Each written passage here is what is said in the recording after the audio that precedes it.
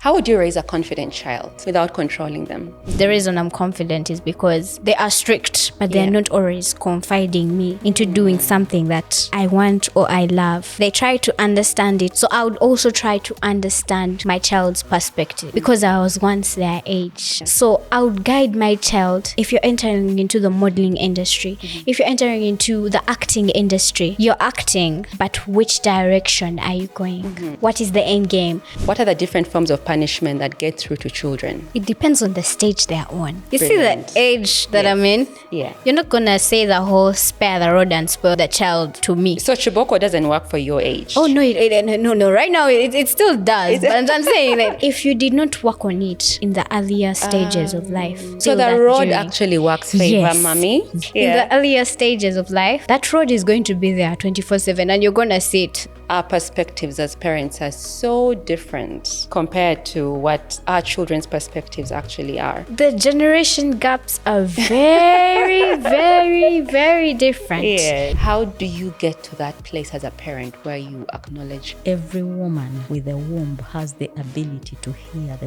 voice of the Lord speaking to them concerning what they've conceived. We only don't pay attention, but life is spiritual. Right from conception.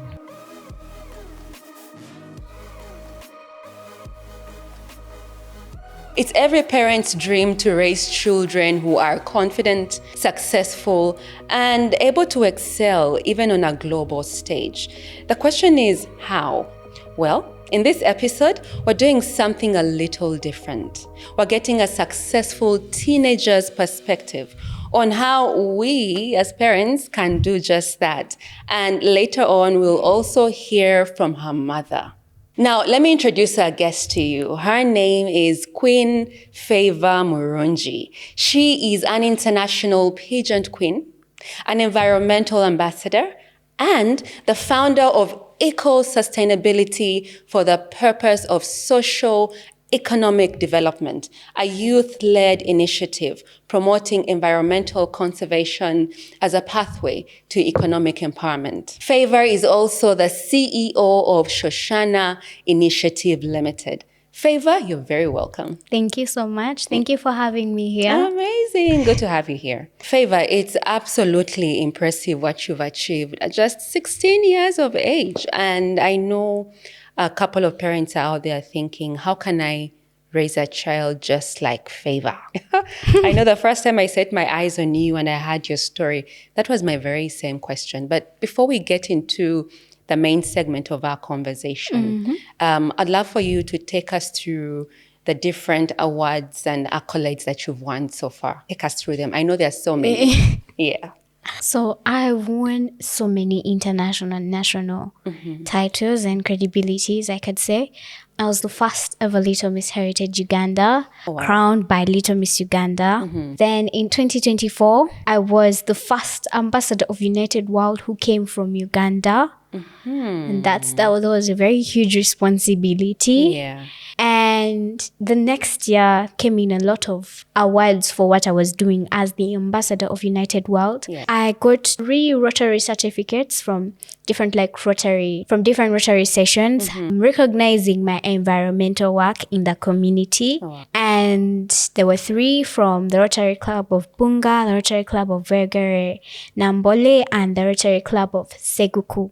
Then I also won Best Inclusive Queen Teen East Africa. 2020. Yes, 2025. Oh, wow. I became Miss Teen Super Globe Uganda and went to represent our country in Vietnam, Mr. and Miss Teen Super Globe in August 2025. Good girl. Yes, and then in that exact same pageant, I won Extreme Talent. Extreme talent? Yes, there is talent, super talent, best talent, and extreme talent. So you won the top-notch talent category. Yes, I did.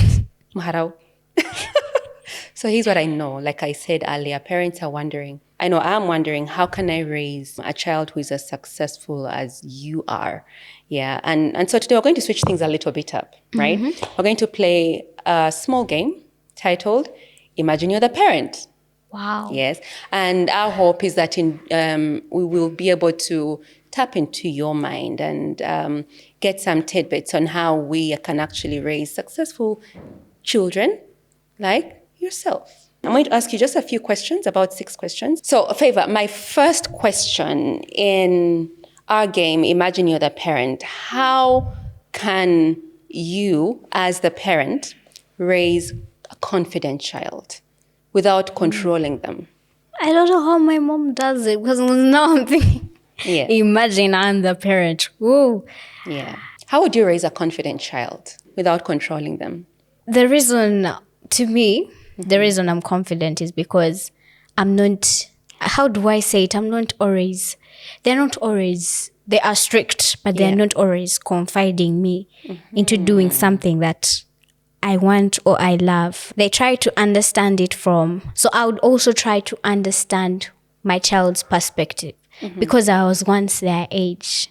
Okay. You get it? Yeah. And I would feel like I would also want to do that when I was their age. So I would understand where they're coming from and try to not restrict them, but guide them that if they are doing this, they should do this in the right way. Yeah. And what is the right way? The right way, I grew up from a Christian background and I fellowship with Prophet Elvis Mbonye. The right way is the spiritual way. Yeah. It's the righteous way. It's the godly way. Yeah. So I would guide my child that if you're doing this, if you're entering into the modeling industry, if you're entering into the acting industry, you're acting, but which direction are you going? What is the end game? So, and having that confidence, it comes from within.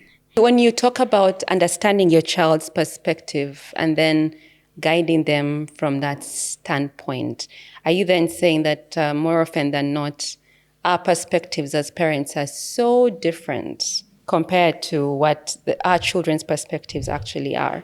Yes. Yes. The generation gaps are very, very, very different. Yes.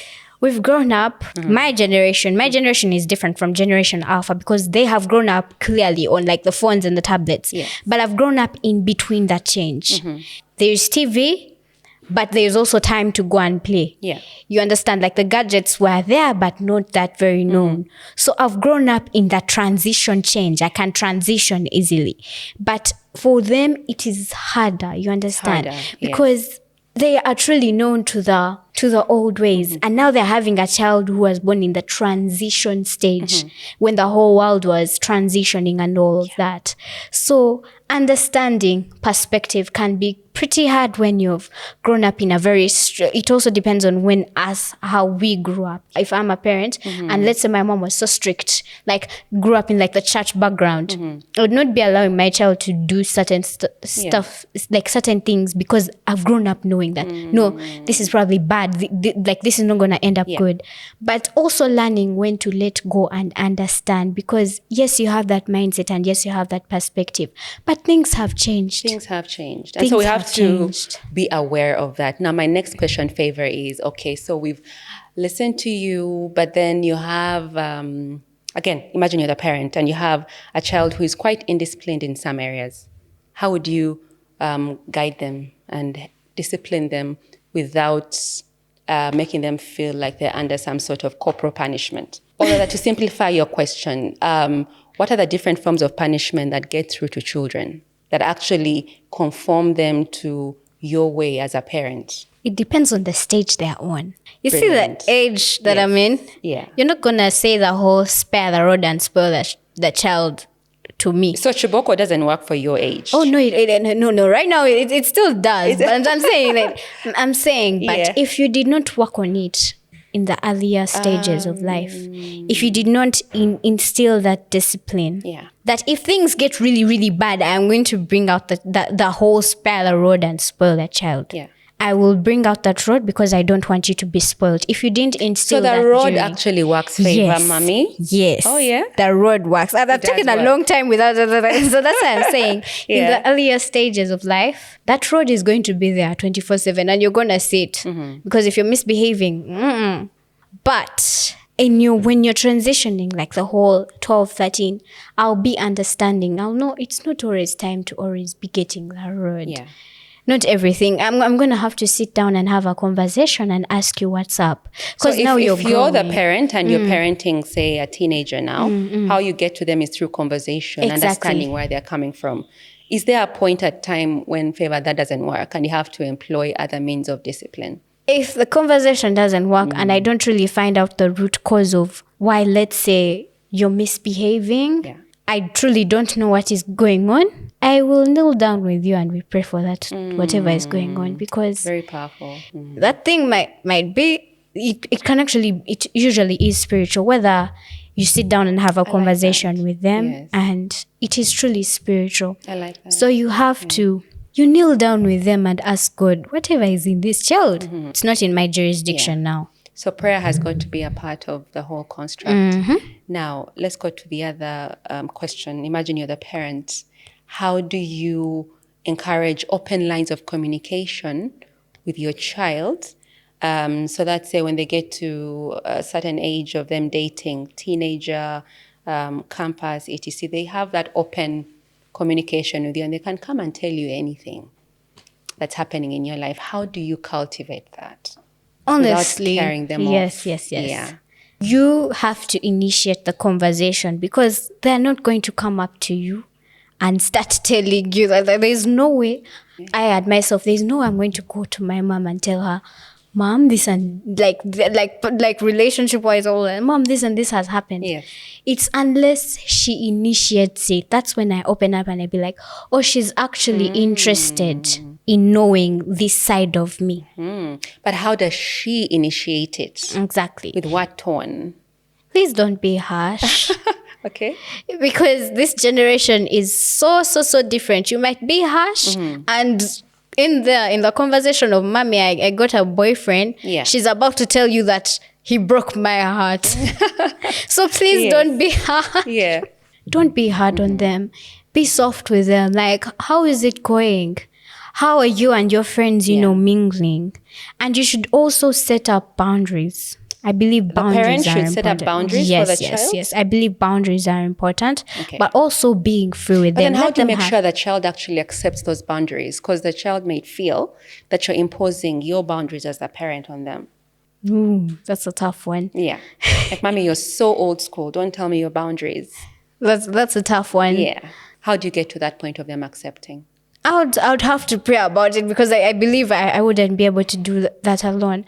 I'd have to ask the Holy Spirit to help me deliver it in a way that wouldn't seem so like I'm confining you in this environment. No.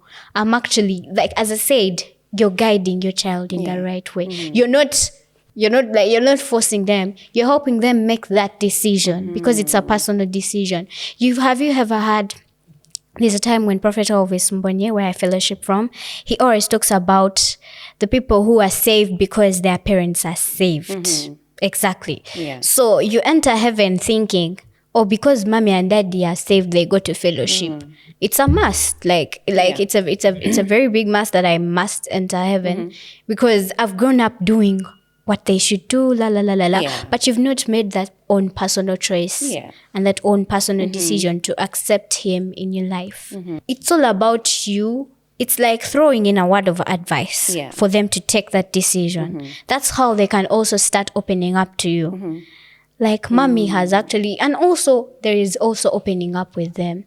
When our parents are in marriages, you have to meet them halfway and open up to them. Yes. When our parents are in marriages, you never hear about what happened. It's also not good to actually tell them some things that happened. But you should also meet them halfway. Like, mommy was able to share what happened with daddy. Why wouldn't I? She has tried her level best to share, however weird it might be. Why wouldn't I? So, Favour, what I hear you saying in all this is that gone are the days when spare the rod and spoil the child notion was the only thing that worked. Yeah. Now we have to get to that place where we as parents seek to understand our children, because, like you said, because of the generational gaps, and parent them from where they are, but also from where we want them to go. Yeah. So there's that balance. It can't be that I'm the parent, I know what it takes, so do. We have to meet you halfway. We have to listen to you. But that's not easy for us parents. Of course, Yeah, it's not. It's not very easy. But again, I'm hearing you time and time again referring to the spiritual aspect. What I'd like to know, imagine you're the parent, how important is it for a child to be rooted spiritually in order for them to dominate at a global level like you have? Very, very, very, very important. Yeah. It is to me. It's if it wasn't for where I am in the spiritual, I would not be here. I said it in a very gentle way, but I would not be here at all. You're so certain about that? Yes. So I'm going to give a bit of a background of where it all started from. At the age of 2, I was in Sunday school. And not those things of sitting in Sunday school and listening to what they're saying. No, I was singing. Let's say this time you find me ushering. This time you find me telling my friends, oh, you go do that. You would find me at the age of 2 and 3. And those are the things that I'm doing in Sunday school. So it started at a very young age that I was rooted. I was rooted in the word. So you cannot just easily come. You see how the devil can come, and when you enter into those global stages, he can try to come and pluck you out. But it depends on how rudely you're deep, how root you are down there. Because that seed, you can water that seed, but how deep is it down there? So if you want your child to basically to be in that road, you have to start at a very early age. You're not going to start telling them about Christ at the age of 6 or 7. That's a very stubborn age, but that's why I keep on referring to it, because that's a very, very stubborn age. You're going to have to start very, very, very early, in the womb early. You're going to have to start praying with them from there. So you're absolutely certain that all the international accolades you've achieved, you've gotten so far, are rooted in your spirituality. Yes. Anything else in relation to that? In 2023, when I won Little Miss Heritage, I did not know what the title held. So I was deeply disappointed. I kept on asking God, really? I was under the category of teen, and I was like, really? Little Miss Heritage? I know we both could have done better. I gave. During that season of Little Miss Ghana, I gave. I served the Lord. But then when I got to it, I was like, really, God, really? So you after doing all of that, yes. After having all of that, I was like, I'm done with pageantry, by the way. I'm done with everything. I'm just done.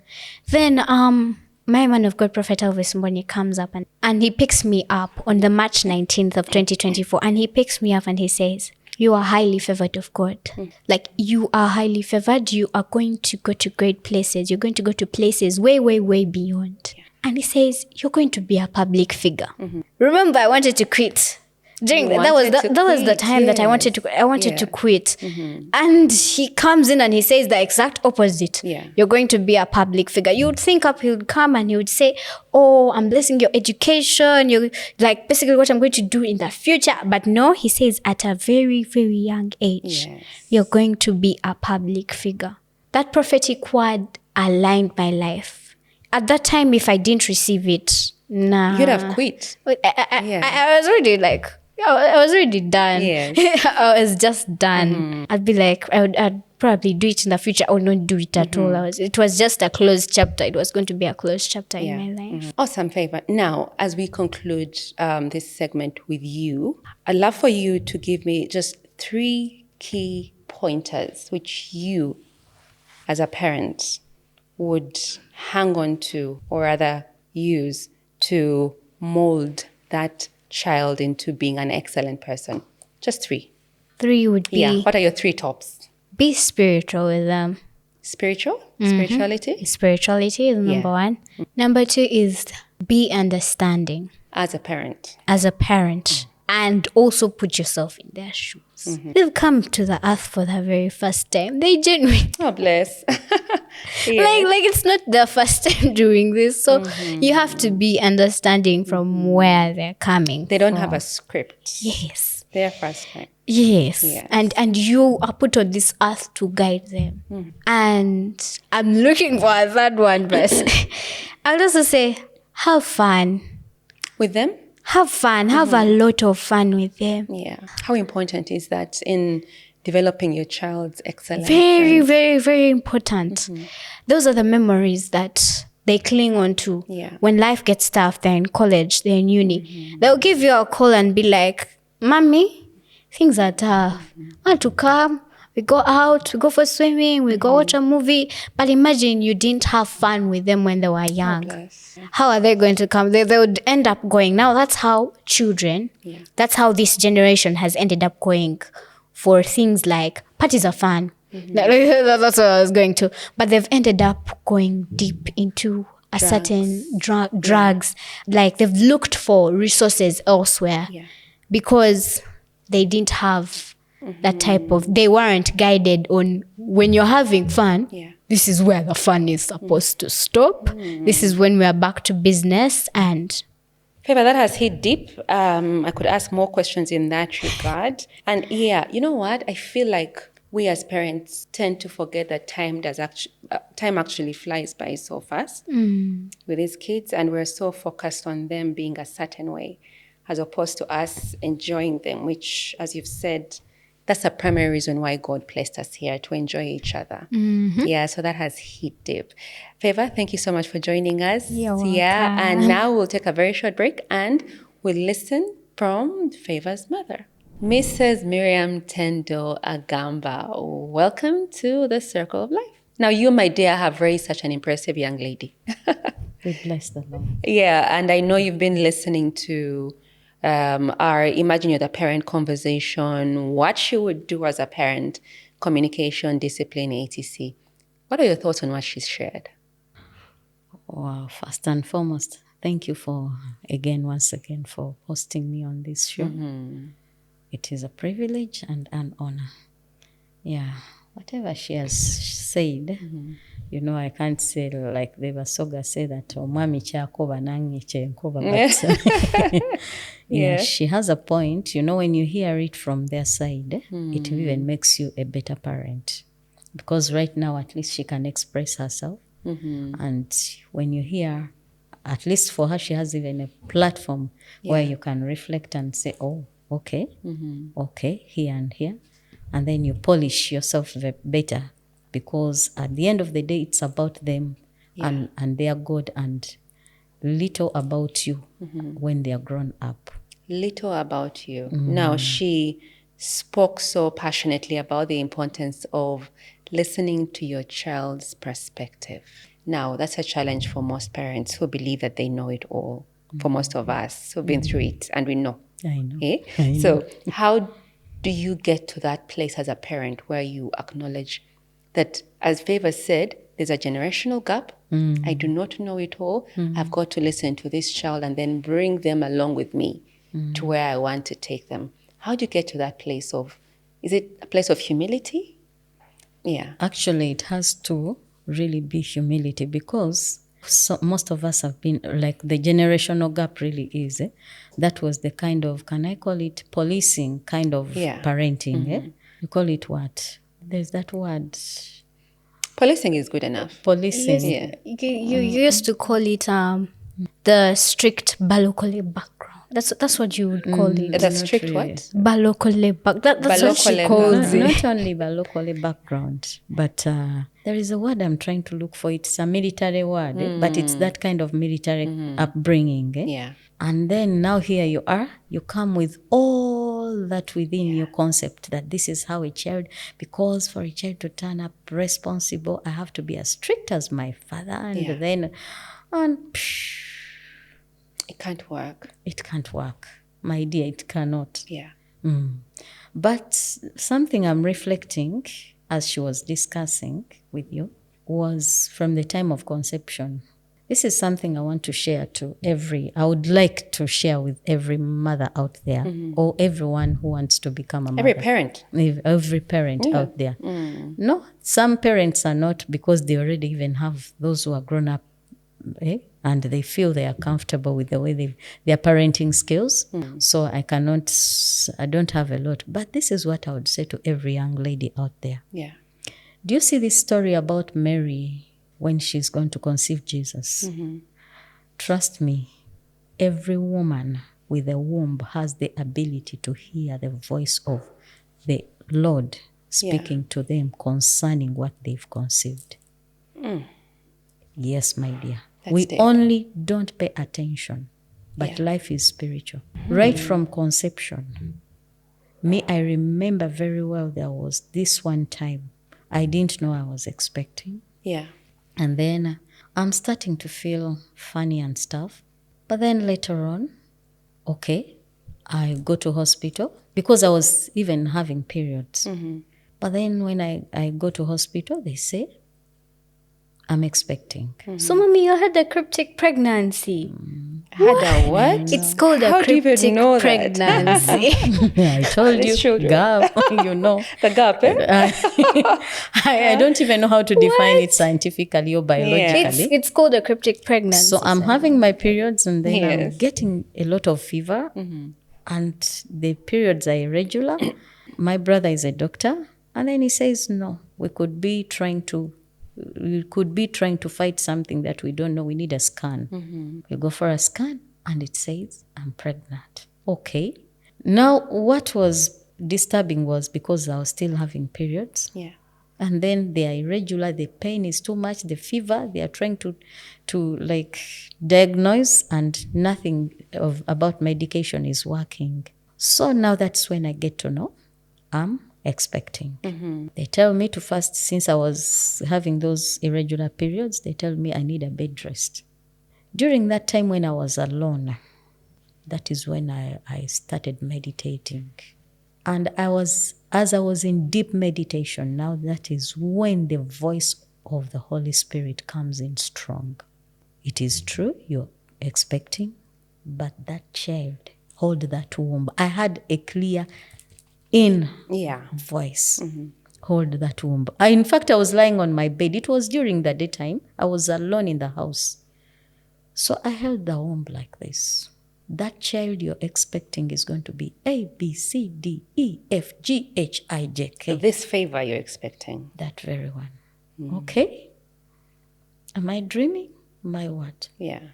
From that time onwards, until when the time I was holding her in my hands, this is what I was telling myself.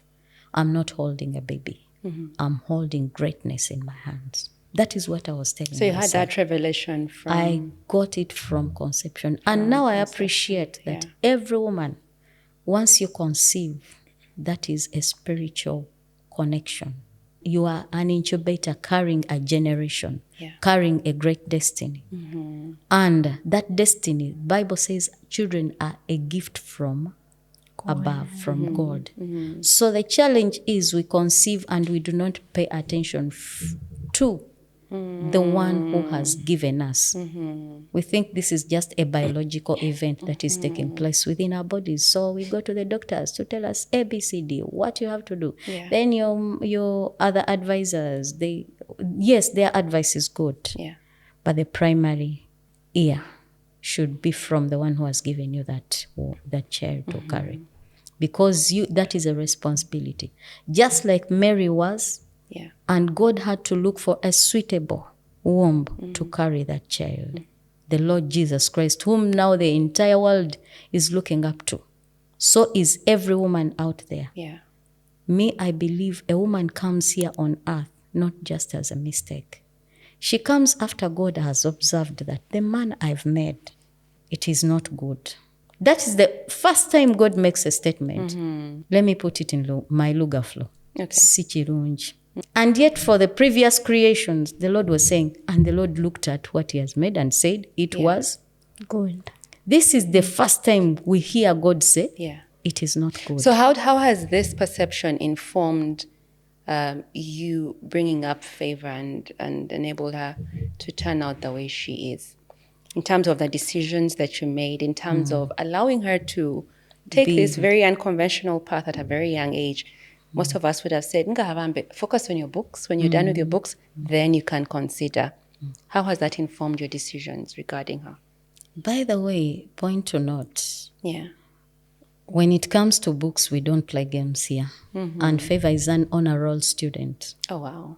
So that one, we don't play games. So I knew that since God had talked of greatness, it had to be something out of the norm. The norm is education to us. That is normal. The norm is education. It is.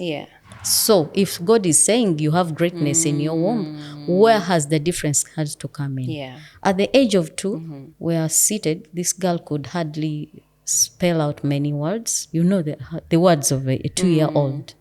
And we are watching a pageant. These pageants run up to very late in the night. And she used to have her corner in the living room. That time the father was not around. He had traveled, and we were in the house alone with a nanny. Yeah. She had a very wonderful nanny. Up to now, the nanny is there, but she usually even comes and pays her a visit. So she was seated in her chair, and by that time, she's already asleep. This one sleeps she goes with the sunset. So only to see, it was around 2 o'clock in the middle of the night, and looking in her corner, this young Ugandan is still awake. And all the eyes glued on the TV like this, a 2-year-old. So I rise up. We had jubilated. The queen we are supporting won, what. So as we are celebrating, I look at her, and then I hold her in my hands and say, "Hey, baby, you're still awake?"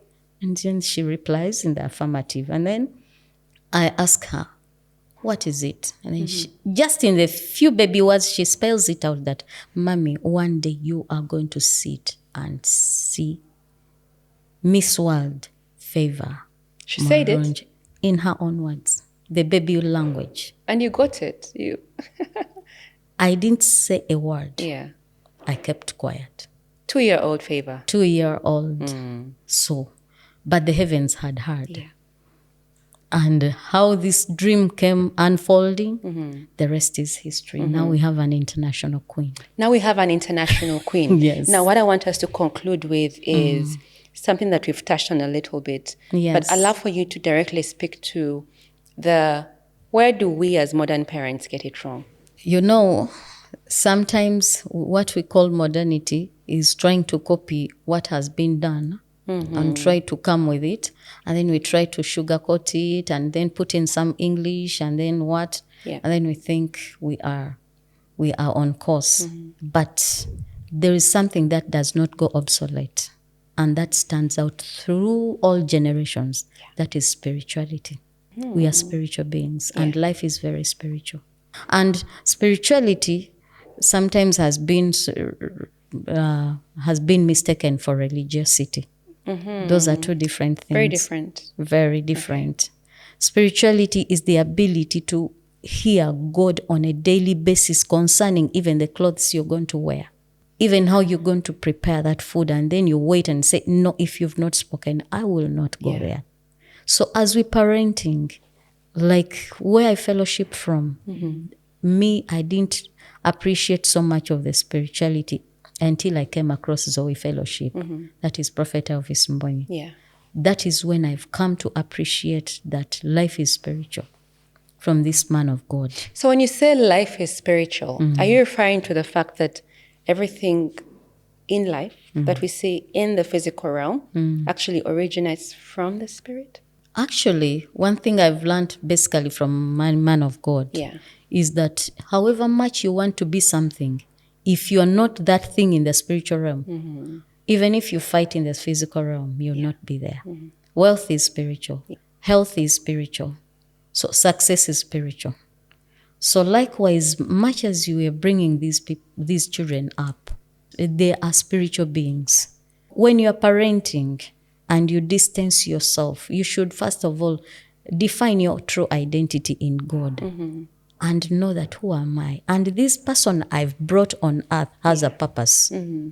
So everything the Bible says, I remember the scripture when my spiritual father was saying it. He was saying that God has put eternity in the hearts of men.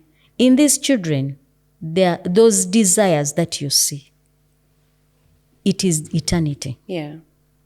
And once we connect them, in case there is any seed of rebellion, life is not an accident. There is somewhere it's coming from. So the rebellion is rooted in the spirit. It is. Oh, wow. It is. Yeah. Yes. Because either there is something that is fighting a destiny here. And not either. There is something that is fighting a destiny here.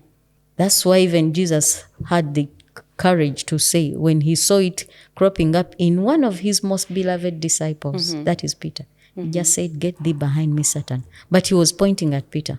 So likewise, it can crop up anywhere in your child. Yeah. You need to address it there and there. And she knows. Have you gotten a lot of chiboko? Yes. Sometimes it's not even chiboko. Yeah. But we sit down on a round table. Yeah. She knows me. And then if there is, we even have a separate altar, me and her. Away from the whole family. Every devil must be fought, whether it comes in the body of your wife or husband or boyfriend or child. Every devil must be fought. That devil in a little child, you leave it around, that kid will grow up to become a Hitler, I'm telling you. So, just come around, come around. And there's a real devil, and I'm not talking about character flaws and childishness. I'm just talking about an obvious devil. And when it is left like that, you will have in your hands, 15 years later, a child who will want to beat you. So, but I will beat you. So if you look at a devil and say, okay, now, let's make a peace treaty with you. Let me take you out to the restaurant, and sit and try to what? So, no, leave me alone. It's okay. Let's take him. When it gets too much, let's go for counseling. You can't counsel a devil, Mrs. Agamba. Yes. Your 3 key tools for raising an excellent child. Spirituality is number Same as one. Favour. Yes. Okay. Yeah. Then the other one is, do not detach yourself from the one who gave you that child. He knows better. Yeah. He has their purpose outlined very well. Yeah. Third one? Third one is, spare the rod and spoil the child. Okay. But that one should really come because you cannot just bring a rod where it's not necessary. Sometimes if you've aligned these children very well, you'll find a child who will not even give you a reason to draw out that rod. Yes. Yeah. So now that's where that will not be applicable. I'd love to thank you, Mrs. Agamba and Favour, for being here today. But again, things are a little bit different here today. I will not be closing the show. Favour has a lot to say as we sign out. But I'd like to say thank you so much for joining us for this particular episode. Favour, over to you. Thank you so much for watching Circle of Life. And I hope you have truly enjoyed today's episode. Today, we have learned to not take things lightly, but to take things spiritually. We have also learned to find out what our purpose is, our destiny is. And also for the parents, we've had a key insider from a very, very, very, we could say, successful parent on how to raise your child in the right direction. So stay tuned in for more. There's a lot to watch on the Circle of Life, and this is just the beginning. Thank you all for watching, and bye-bye.